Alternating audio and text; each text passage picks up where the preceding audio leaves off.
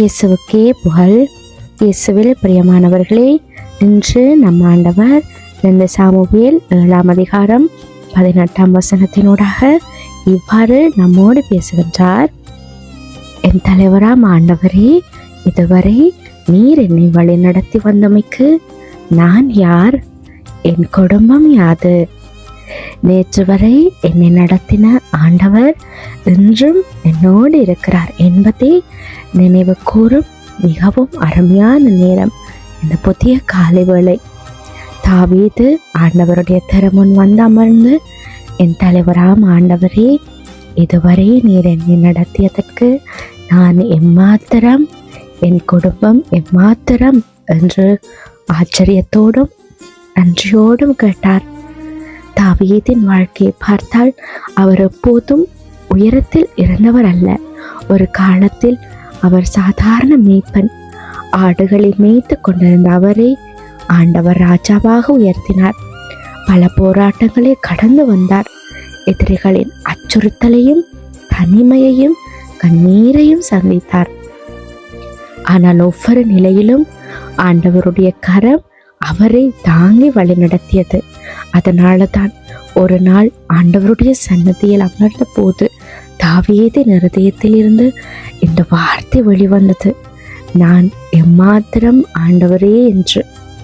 இது தாழ்வு மனப்பான்மையின் கேள்வி அல்ல, இது ஆண்டவருடைய கிருபையை உணர்ந்த மனுஷனுடைய கேள்வி. நாமும் இன்றைக்கு இந்த காலையில சற்று எங்களுடைய கண்களை மூடி சிந்தித்து பார்ப்போம். ஆண்டவரே, நான் யார்? என்னுடைய குடும்பம் யாது? என்னை இவ்வளவு தூரம் நடத்தி வந்ததற்கு நான் எம்மாத்திரம் என்று எங்கள் கண்களை மூடி ஆழ்மனதில் நாங்கள் சிந்தித்து பார்ப்போமா? எங்களுடைய திறமை மட்டும் நம்மை எங்கே கொண்டு வருவது கிடையாது.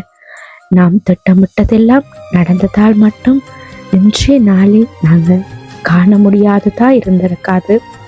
பல ஆபத்துகளில் இருந்து காத்தவர், தெரியாத பாதைகளில் வழி நடத்தியவர், கண்ணீரின் ஆறுதல் அளித்தவர், நம்பிக்கை இழந்த நேரங்களில் நம்மை தூக்கியவர் நம் ஆண்டவர். நேற்று நமக்கு இருந்த பிரச்சனைகள் இன்று முழுவதும் தேர்ந்தெடுக்காமல் இருக்கலாம். சில கேள்விகளுக்கு இன்னும் எங்களுக்கு விடை தெரியாமல் இருக்கலாம். குடும்பத்தில் சில பாரங்கள் இன்னும் அதிகமாக தாங்கிக் கொண்டே இருக்கலாம். எதிர்காலம் எப்படி இருக்கும் என்ற கவலை இருக்கலாம். ஆனால் ஒரு உண்மை மட்டும் மாறுவது கிடையாது. இதுவரை ஆண்டவர் நடத்தி வந்தார், இனியும் அவர் நம்மை நடத்துவார். தாவீது தனது கடந்த காலத்தை நினைத்த போது தன்னுடைய பெருமையை பார்க்கவில்லை, ஆண்டவருடைய கிருபையைத்தான் பார்த்தார். நாமும் நம்முடைய வாழ்க்கையை பின்னோக்கி பார்க்கும்போது என்னால் முடிந்தது என்று சொல்வதற்கு பதிலாக, ஆண்டவரே, உமது கிருபையால் நான் இங்கே இதுவரை வந்து நிற்கிறேன் என்று சொல்ல கற்றுக்கொள்வோம். இந்த காலையில எங்களுடைய இதயத்துல ஒரு நன்றியுள்ள உணர்வோடு நாங்கள் ஆண்டவரை நோக்கி போற்றி ஸ்துதிப்போம். ஆண்டவரே, நான் தகுதியானவன் என்பதற்காக அல்ல, நீர் கிருபையுள்ளவர் என்பதற்காக என்னை நடத்துகிறீர், என் குடும்பத்தையும் காத்தருள்கிறீர். கடந்த நாட்களில் ஒவ்வொருவரோடு நீர் இருந்து வந்து இந்த புதிய நாளை உமக்கு கொடுத்திருக்கிறீர். என்றும் எப்பொழுதும் எங்களோடு இரும் என்று நீங்க ஆண்டவர்கிட்ட மனதார கேளுங்க.